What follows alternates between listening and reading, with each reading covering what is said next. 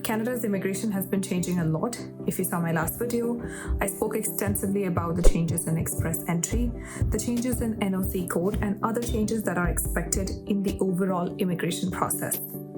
With so many changes coming in, there's a lot of certainty and uncertainty around two pathways: PR, which is a permanent residency, PNP, and student visa. But there is one pathway that is still unexplored, and that is sponsorships, both for internships and for work. And in today's video, that's what I want to cover. How can you come to Canada on a sponsored visa, whether for work or for internships? Hello, namaste. My name is Nidhi Nagori and welcome back to my channel. In today's video, we're going to be talking about Canada, but going to be dividing it into two major sections. The first is visa sponsorships for jobs, and then there is visa sponsorships for internships. Yes, both these pathways are possible. So if you're somebody who's not meeting enough points for PR, PNP, if you're just worried and you want to look for an outlet in terms of making sure that your Canada applications and Canada dreams are on plan, or if you're somebody who doesn't want to move here on student visa and is somebody who is not interested in PR or PNP or is just not making enough points yet again, then this video is for you. So make sure you stick around.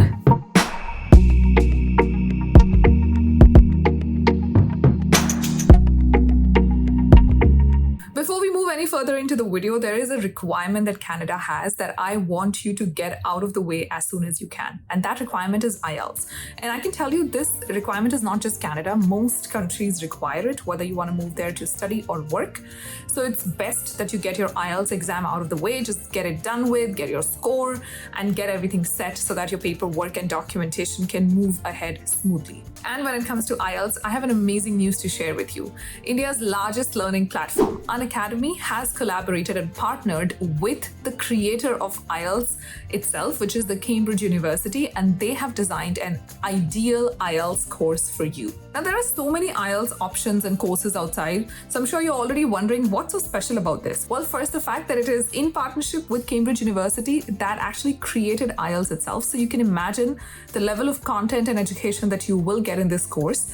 Second, you will be trained by IELTS trainers who are trained by Cambridge themselves. So these are top IELTS educators, complete experts in this field. You'll also get a very detailed, structured learning path. You'll get one-on-one mentorship from Cambridge certified mentors. You get the official Cambridge IELTS preparation material, and there is so much more to this. Honestly, I could make an entire video about how amazing this offering is, but I'm not going to bore you with that because right now I want you to take your overseas dreams seriously and start learning for IELTS for literally free. The link is in the description box. I'm sure you can see it up on the screen as well. Check the description box and the pinned comment for the link and start learning for free. Also, thank you Academy for bringing this amazing offering to people in India and for collaborating with me on today's video. All right, so Canada overall has multiple pathways to enter the country, but obviously all these pathways are not well advertised because not a lot of consultants tend to make money from this, which is why I'm here to help you discover secret hidden pathways that you can use to enter Canada. So obviously we all know about the first one, which is work sponsorships. Now I know LMIA, which is the Labor Market Impact Assessment, is something that scares a lot of people and they're like, how do we get it?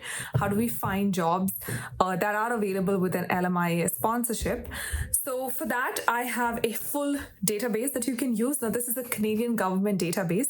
Before I jump onto the database itself, I do want to mention what LMIA is. If you're somebody who's new to the whole process of Canada, work permit, etc., then let's break it down first. So first, LMIA is a Labor Market Impact Assessment. This is an assessment that's done every 5 to 10 years. The last time it was done was 2016, so that was about 6 years ago. This determines which are the occupations that are in shortage in the country. Keep in mind that visa sponsorships, especially for work, depend on labor shortages, meaning that anybody who wants to hire foreigners for work has to prove it to the Canadian government that there are no Canadian people or people available in the Canadian workforce to do that job, and that's why a foreigner from a different country is required to perform that particular role. In 2016, when the last LMIA was done, a bunch of occupations were then classified as shortage occupations, and that went on to become the NOC list itself. I'm sure you've heard of the NOC list in the PR process. That's the code that everybody puts in. I put in a code also. I'm from finance, so I also have a code. And so the NOC list is an exact result of the labor market impact assessment that the Immigration Department of the Canadian government performs. This means that anytime you apply for a job in Canada, you need to make sure that there's an LMIA that's attached to it, meaning that that occupation, that particular NOC code, is actually on the list of LMIAs and is an occupation that can actually be sponsored for work permit. Now, there are a few exceptions to it, which I will not cover in this video. I feel like that needs a different video of its own. Like I said, there are multiple pathways to enter into Canada, and I do not want to confuse you with overburdening of information in just one video. So for this video, we're only going to talk about LMIA work permits because they're the most common, and we're going to talk about internships as well in the second half of the video. So if you're somebody who's looking for a work permit sponsorship in Canada, more likely than not, you will also need an LMIA green tick, meaning that you need to make sure that the job is LMIA approved.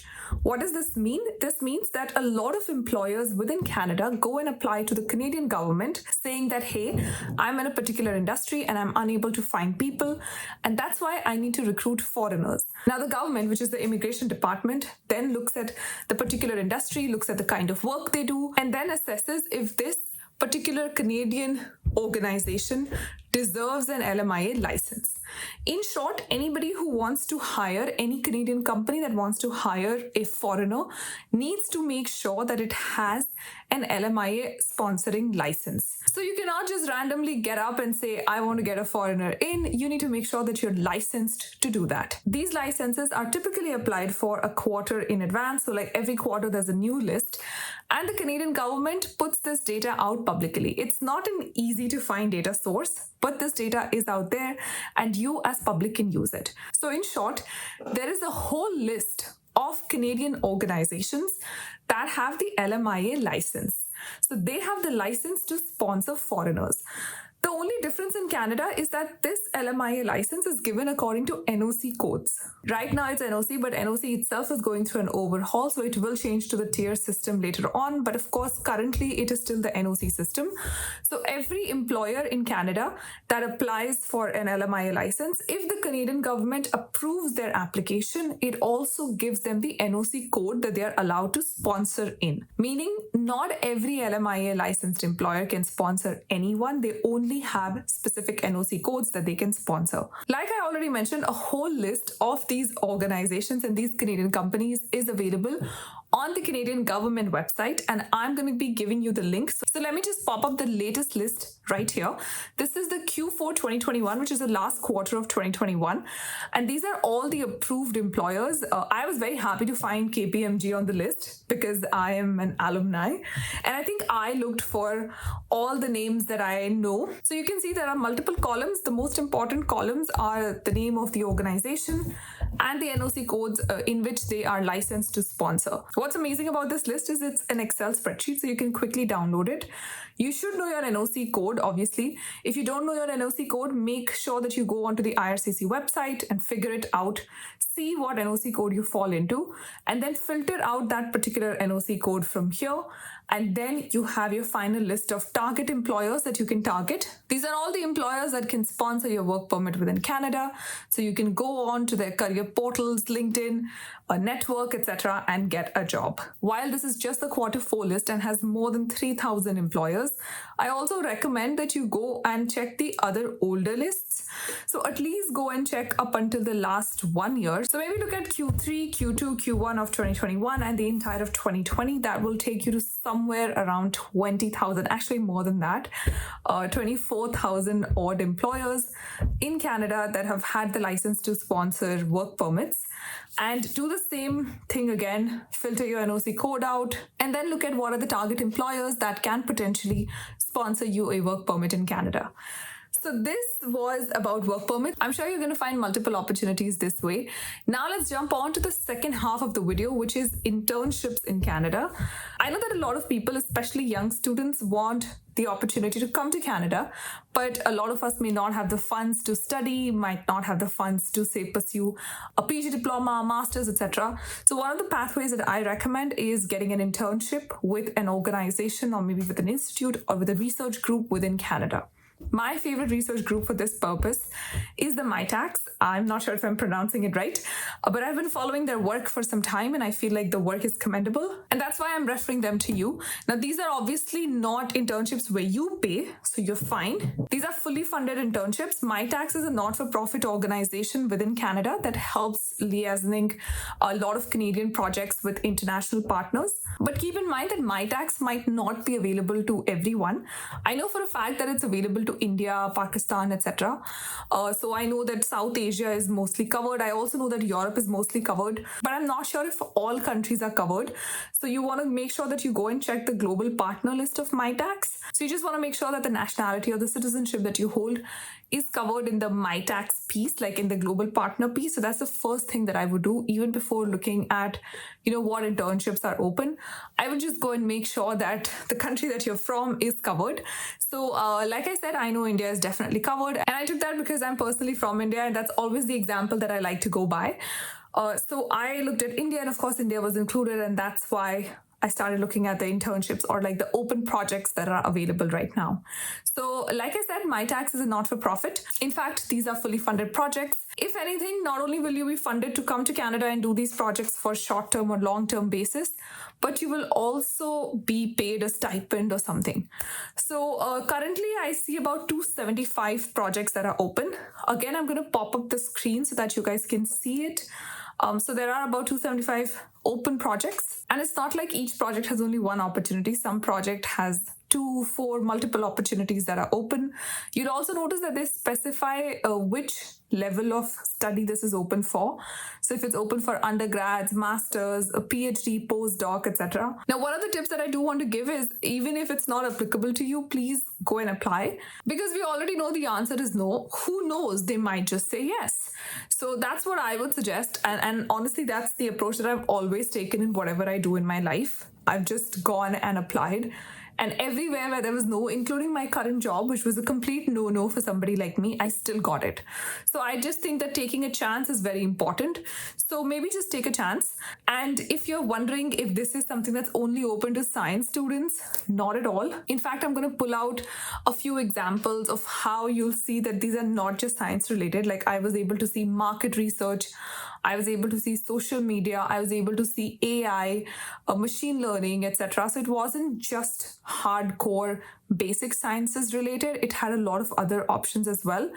You need to scan through it. Of course, there are options in both English and French. So if you're not somebody who's a French speaker, I would obviously suggest that you avoid all the French projects because of no point applying in those. Restrict yourself to just the English projects. If you're somebody who's good with French and English, then well, you have all the 275 projects open to you.